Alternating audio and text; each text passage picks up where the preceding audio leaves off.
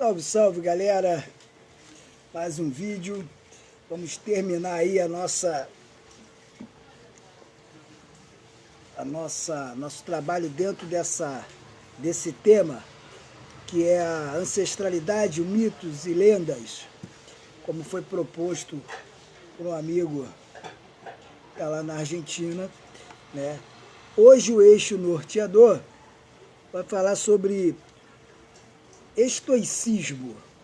Que palavra é essa, velho? Estoicismo é a rigidez nos pensamentos, rigidez nos princípios, né, que nos norteiam.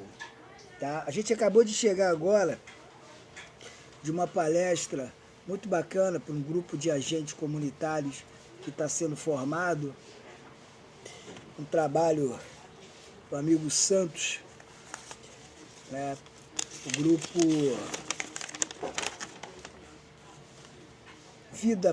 Grupo Vida, Projeto Social. Então a gente foi lá para fazer a abertura desse curso de agentes sociais, agentes comunitários sociais, né? E provavelmente a gente vai fazer algumas outras palestras. Bom, embora seja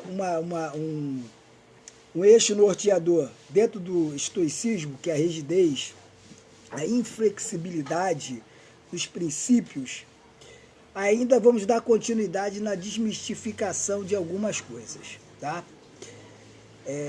Então hoje eu vou vagar bem por assuntos diversos que não vão deixar de abordar também a capoeira, tá? Todo mundo já ouviu aquela... já estava me esquecendo. Você que não se inscreveu no canal ainda do Mestre Gandhi, procura aí inscrever-se, tá? Clica no botãozinho, tá? Acione o sininho. Toda segunda, quarta e sexta-feira eu coloco vídeo novo aqui no canal. Essa semana foi meio conturbada aí. Eu postei terça, quinta e hoje, nesse sábado, tá? Dia 8 de agosto. Mas a semana que vem eu prometo que a gente vai voltar àquilo que nós combinamos. Toda segunda, quarta e sexta-feira, tá? Então vamos lá, gente. Se inscreve no canal, dá essa força pro amigo aí, tá? Vamos lá. Vamos desmistificar mais algumas coisas que a gente aprendeu da época com a vovó, né? Com o pessoal. Todo mundo já ouviu falar alguma vez, pelo menos o pessoal que tem mais ou menos a minha idade, casa dos 40, não pode chupar manga e beber leite. Faz mal. Mas existe a vitamina de manga ao leite. Essa história começou na época da escravidão. O escravo tinha acesso às mangueiras, aos pés de mangueira, né? E tinha acesso também ali onde tinha o gado, a vaca. Então, da manga, ele podia chupar à vontade. Mas o senhorzinho, o capitão do mato, ensinou a ele o seguinte: se você chupar a manga e beber o leite, tu vai passar mal, tu vai morrer. E isso foi perpetuando, tá? Uma outra coisa que a gente escuta muito e pouco conhece. Tem uma coisa que fala assim, do apedrejamento da adúltera na religião islâmica. O que acontece? Para uma mulher ou um homem, veja bem, isso serve para os dois lados, mais ou menos como a Lei Maria da Penha. Para um homem ou para uma mulher ser apedrejado, de acordo com as leis islâmicas, 3 pessoas idôneas, ou seja, de conduta de vida intocável, precisam ter visto o ato da traição, do adultério. Eu penso o seguinte, para uma pessoa ser pega traindo o marido, ou o marido traindo a mulher, 3 pessoas viram, isso tem que ter sido mais ou menos o quê? Em praça pública, num domingo de sol, no Maracanã, alguma coisa assim. Então, assim, essa ideia de, o islamismo é uma religião machista, procurem se inteirar mais do assunto, tá? Eu estou falando isso, mas eu não sou muçulmano não, gente, tá? Desculpa, deixa eu tirar isso aqui que tá calor. Eu não sou muçulmano não, eu estou falando isso é numa ideia da gente formar um consciente coletivo, as pessoas poderem entender do que se trata o assunto e do que não é, desmistificando certas ideias. Outra coisa que muita gente defende, mas não tem o conhecimento, né? Fato é uma coisa, opinião é outra. Pessoal, é tudo a favor de que baixe a idade penal, ou seja, aquele que comete o crime, o menor infrator, que tenha 16, 17 anos, outros defendem até 14 anos, cumpra a pena igual um adulto. Hoje em dia a lei fala o seguinte, o garoto foi pego com 13, 14, 15 anos, 16 anos, ele cumpre até os 18 anos, depois sai e volta, né? E se for pego de novo, aquele tempo que ele contou, ele não é réu, ele não é reincidente, passa a ser réu primário. Entre aspas, né? Mas as pessoas esquecem o seguinte, se isso acontecer, aquela menina com 12, 13, 14, 15 anos, ela também pode ser abusada violentamente. É o que o pessoal chama de estupro, ou atentado violento ao pudor, ou estupro estatutário, como usa nos Estados Unidos.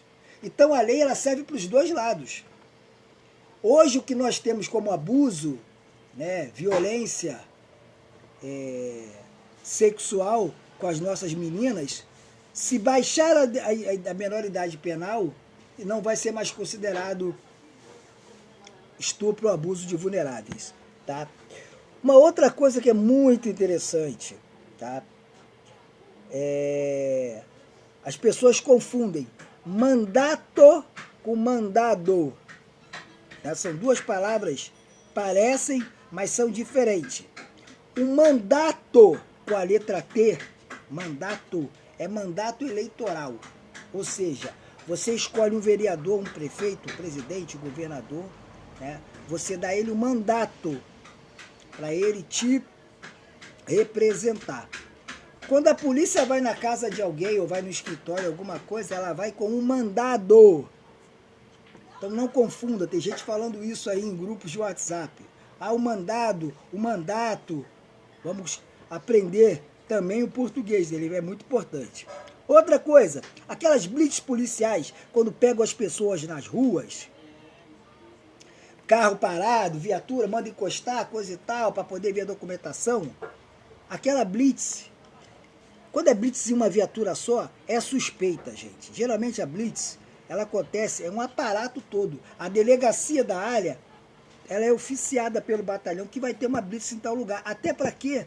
Até porque, para a delegacia da área, dá um respaldo em caso de uma ocorrência grave, caso de apreensão de alguma coisa.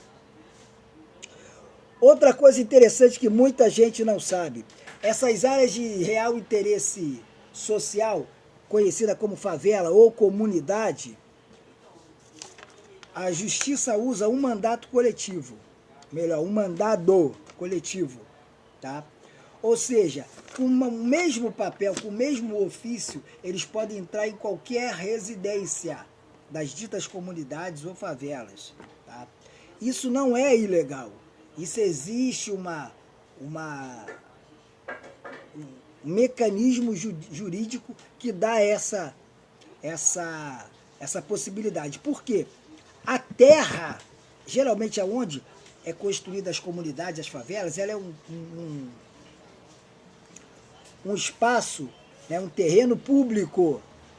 Só é da pessoa aquilo que ela edifica, o que ela constrói para cima. Então, se aquilo ali é público, um documento público serve para todos os imóveis, tá? Outra coisa que é muito importante, qualquer civil, eu, você, qualquer não militar, não policial, pode dar voz de prisão. Isso está no Código Penal, está na Constituição. O problema é os meios que você vai utilizar para conseguir dar essa ordem de prisão. Desde que você pegue a pessoa cometendo uma infração, né, ali no flagrante. Não é porque você ficou sabendo que fulano roubou, que fulano matou, que fulano fez. O melhor a fazer é você entrar em contato com a polícia militar ou a polícia civil, tá? Eu falei sobre o apedrejamento, esse negócio da mulher. Outra coisa que é importante a gente saber, Nem todo muçulmano é homem-bomba, tá? E nem todo homem-bomba é muçulmano, ou terrorista, ou, né, ou terrorista, homem-bomba. A gente tem aquele exemplo do pessoal que entrou nas escolas de São Paulo, aqui no Rio de Janeiro, que matou um monte de gente e não eram muçulmanos. Tá bom, gente? Falar fato não é opinião. Eu sempre trago aqui para vocês no canal do Mestre Gandhi, quem não se inscreveu, se inscreve aí, o seguinte pensamento: eu posso falar de dentro do assunto, eu não posso falar sobre. E se eu falar sobre, eu não falo com a propriedade de quem já passou na pele, tá? Então eu procuro sempre trazer os assuntos aqui, do quais eu falo de dentro, porque eu tenho conhecimento, tá? Então assim, voltando ao termo que eu já falei, um assunto que eu já falei há muito tempos atrás, parem de se aceitar, de se falar negro. Negro é sinônimo de escravo, de coisa ruim. Procura no dicionário que isso tá lá. Negro, perigoso, sombrio, nefasto, entendeu?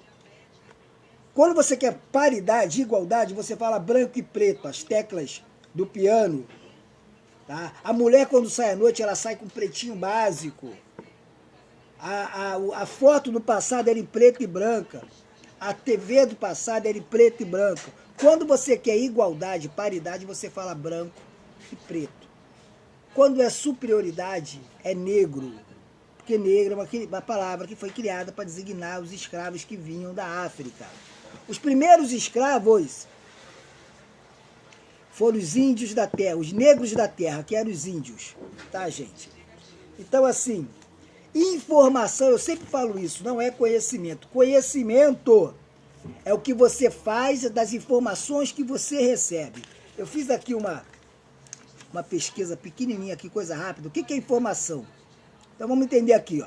Informação, educação e cultura são alicerces de uma sociedade justa e desenvolvida, tanto no aspecto econômico, científico e tecnológico, quanto social e humanístico.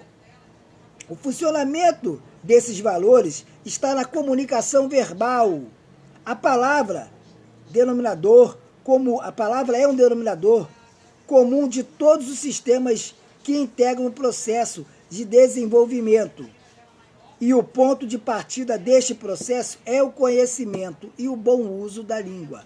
Então é importante que nós saibamos o que a gente fala, conhecer um pouco mais do que a gente tem falado, entender o que a gente fala, certo? Eu tinha dito para vocês aqui que eu ia falar, ainda na linha do estoicismo, né, que são a rigidez dos princípios. Olha só, na capoeira existe a pessoa jurídica e a pessoa física. A pessoa jurídica são os grupos de capoeira. A pessoa física são os atletas, os jogadores de capoeira. Tá?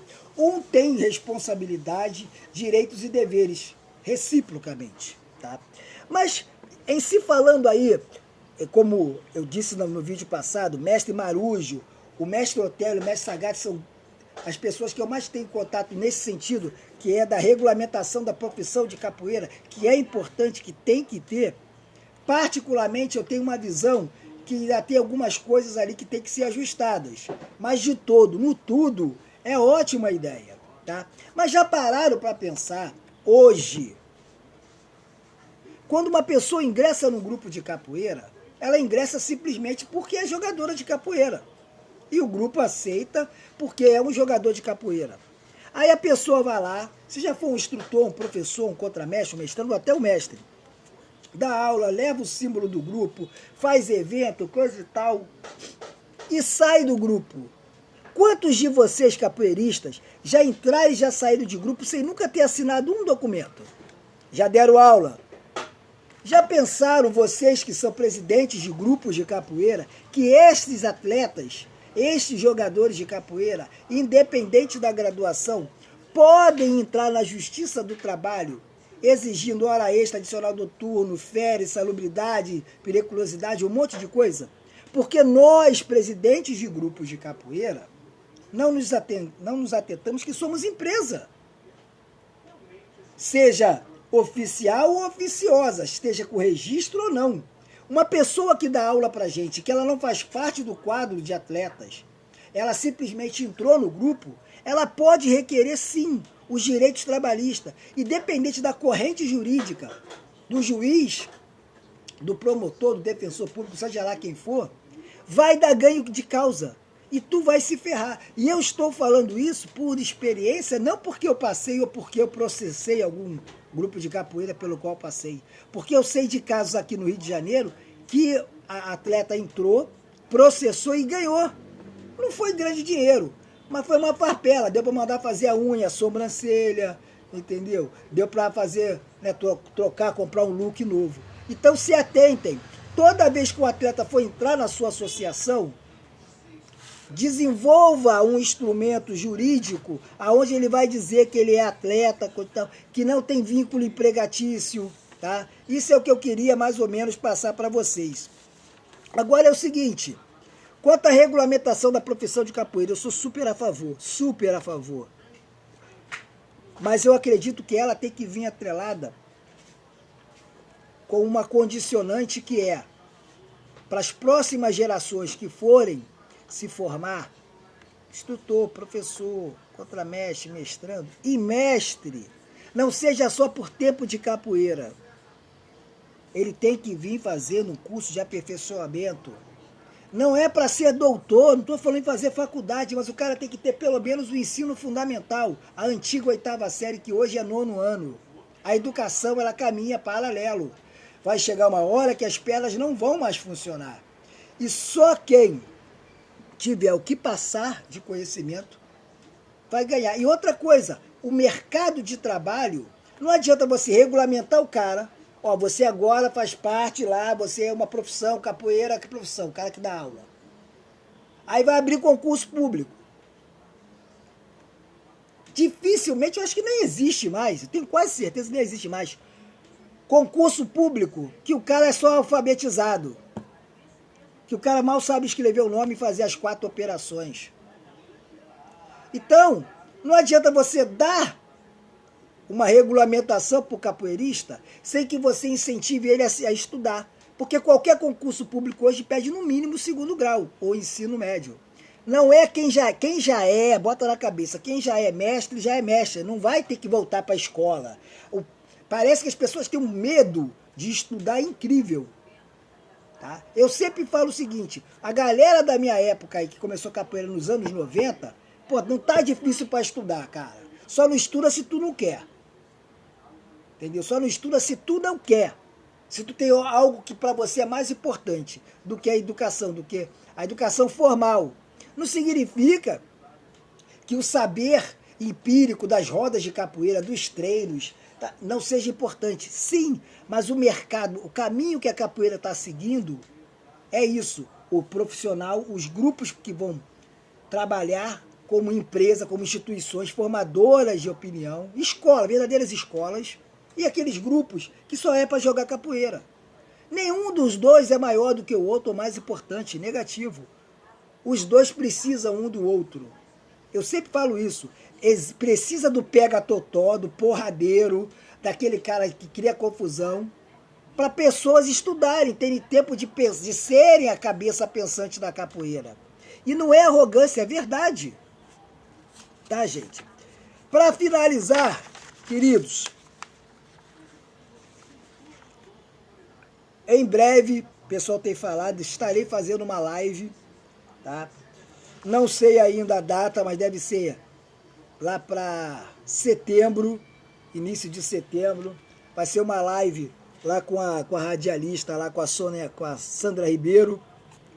Tá? Eu estou vendo direitinho aí para a gente poder fazer isso. Tá? Quero agradecer a Sandra Ribeiro pelo apoio que está dando na rádio, fazendo propaganda do nosso trabalho, né?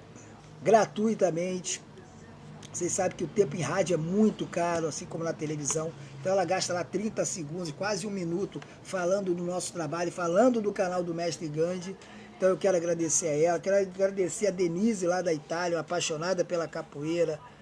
Publica nossos links, reposta nossos links dos nossos vídeos. A Kátia de Ioá também, né? Baiana, que está no Paraná, tem feito isso muito. Todos os vídeos que eu posto, ela né, ajuda a propagar nosso link. E por fim, eu quero responder aqui a Flávia. Eu não sei se ela é capoeirista, se ela não é, da onde ela é, se ela é capoeirista, qual a graduação, o nome dela, o apelido. Ela fez uns questionamentos no vídeo passado que são muito relevantes, né? E eu gosto de pessoas que questionam, né? Cuidado, tenham cuidado com pessoas que sempre concordam com você. Aquela pessoa que só dá uma tapinha no teu ombro, né? A minha esposa não concorda comigo o tempo todo. Meus filhos não concordam comigo o tempo todo. Minha mãe, meu pai não concordavam comigo o tempo todo. Então, é preciso que a gente não seja unanimidade, né? Isso nos faz ficar mais no chão, ter mais pé firme no chão. Então, assim, eu continuo na minha posição do que é mito, do que é lenda, né? A lenda é a degeneração de um mito. E ela me perguntou de onde eu tiro as minhas informações, qual a minha fonte de estudos e de pesquisas, né? E o que eu posso falar para você, Flávia, infelizmente eu não sei se você é capoeirista, qual a tua área de profissão, mas independente, como eu te falei, eu daria o retorno nesse vídeo, né? Estou fazendo aqui por último, até para ter um espaço melhor. Bom, eu leio um monte de coisa, né? Eu ainda sou da época do livro físico, né? Tem algumas coisas virtuais. Quero te convidar para você vir, né? Se você for do Rio de Janeiro, se você não for, quando você vier no Rio, para conhecer a nossa biblioteca, nossa fundação Baluartes da Capoeira. Lá não tem um acervo muito grande. A gente não conseguiu inaugurar a parte física ainda por causa dessa pandemia. Mas logo, logo a gente vai estar inaugurando a parte física, tá? Mas se você quiser, eu tenho material, eu te mando, né? Se você tiver curiosidade, tiver carência de alguma informação, né? Eu te passo, você me diz aí, tá? Me chama no zap, alguma coisa assim, eu te passo, eu te mando por e-mail. Eu não sei qual é a tua falta, aonde está precisando de informação, né? E assim, o que eu passo aqui, na verdade, não é informação, tá, Flávia? Vou falar Flávia, porque é assim que está salvo lá, aparece para mim.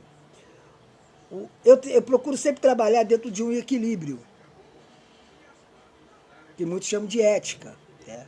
E por onde a gente busca esse equilíbrio, né? Tem coisa que eu quero, mas eu não posso. Tem coisa que eu posso, mas eu não devo. E tem coisa que eu devo, mas eu não quero. Então tem muita coisa que eu gostaria de falar aqui, mas não é o momento, né? A gente está ainda maturando esse canal esse que eu agradeço, as pessoas que me incentivaram a criar ele, né? As pessoas que estão inscritas, você que está vendo a primeira vez, se inscrever no canal aí pra gente, tá? Então eu separei aqui para fazer uma leitura, em especial para a Flávia, né? A respeito da lenda, Flávia, tá? A fonte está aqui. Esse livro aqui é incrivelmente do governo da Prefeitura do Rio de Janeiro. Tá tudo aqui para não ter, né? Da onde estou tirando esse conhecimento? Informação é aquilo, informação não é conhecimento. Conhecimento é o que você faz com a informação. Então vamos lá. 23 minutos já de vídeo. As origens das lendas, povoadas por deuses em letra minúscula, imortais, perdem-se nas memórias do tempo. Elas surgiram de maneira espontânea da imaginação popular, quando os registros da linguagem verbal eram muito diferentes da escrita de hoje, a caneta ou a computador, é o que nós utilizamos hoje. O conhecimento de então era passado oralmente através de gerações. Daí a matriz necessária, flexível da mitologia. Então, finalizando, outro parágrafo aqui. Desse modo, a importância do mito está na sua maleabilidade, flexibilidade. tempo, não em uma forma fixa, que traz consigo o legado ancestral, assim como os sinais de seu próprio tempo e espaço. Então, acredito que eu tenha respondido dentro da educação ou da formação culta, tá?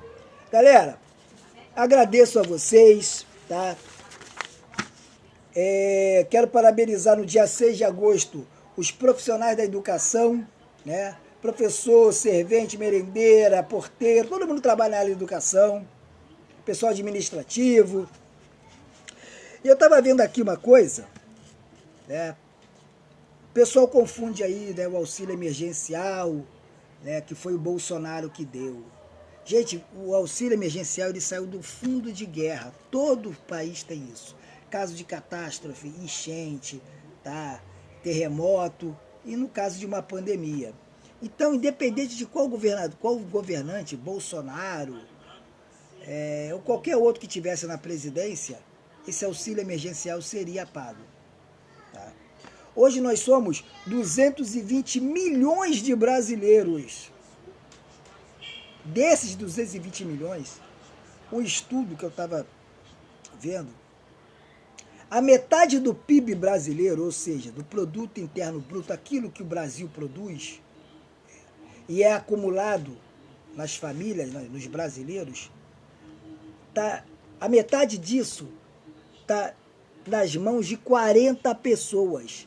Nós temos no Brasil 40 bilionários. O que seria isso, mestre? São 40 pessoas brasileiros que têm no mínimo $1 bilhão. Isso é avaliado em dólar. Tem $1 bilhão. De 220 milhões de pessoas, apenas 40 são bilionários. Aí eles vêm com um papo que eu vi na volta e meia no Jornal Nacional, que é um tal de Solidariedade e Sociedade Anônima. São empresas que dizem que estão fazendo um monte de coisa. Não estou também duvidando. Só que eu não consigo entender como é que, em meio a tanta pandemia, tanta gente precisando de hospital no interior, em outros estados. Aqui no Rio de Janeiro estava precisando de hospital, de respirador, de leito, de não sei o quê. E só uma empresa de ontem, que eu não vou fazer propaganda dela aqui, diz ter doado 10 milhões e 900 mil reais.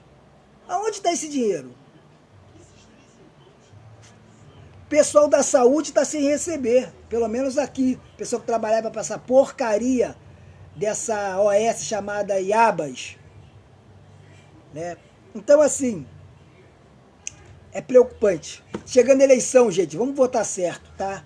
Quero me solidarizar com o caso dos Mateus, tanto o Mateus lá de São Paulo, quanto o Mateus aqui do Rio de Janeiro. Aquele caso dos caras, motoboy, mototáxi, né? Um que foi no shopping trocar o relógio pro pai, dois caras safados, um que é policial, levou o garoto pra escada, sabe lá Deus pra fazer o quê? Daí botou a arma na cabeça do garoto. Aí agora a loja e o shopping estão dizendo que nenhum dos dois trabalha para ele. Se fosse da madrugada, esse garoto estava morto. Tá? E o outro foi lá de São Paulo, foi entregar lá, o cara trabalhar para uma empresa aí que entrega alimentação aí, e foi lá tratado pior do que qualquer coisa. Então, minha solidariedade para eles, tá? Os dois casos vão ser tipificados como injúria racial. É um baixo teor ofensivo. Então, a pessoa que comete isso pega no mínimo, no máximo 3 anos de cadeia. 3 anos de cadeia não fica preso, não. Tá? Então, gente, um abraço para vocês, um bom final de semana. A gente dá por encerrado esse tema, ancestralidade, mitos e lendas. Tá? Aguardo aí a solicitação, a ideia, sugestões, dicas para novos vídeos aí. Segunda-feira tem vídeo novo no canal do Mestre Gandhi, tá? Se você puder, fica em casa. Agora, se você tiver que sair, leva a máscara, usa o álcool em gel, tá bom? Tá matando e matando de verdade. Um abraço para todos. Quem não se inscreveu, se inscreva no canal. Mestre Gandhi do Rio de Janeiro, Capoeira Forte, Capoeira Unida.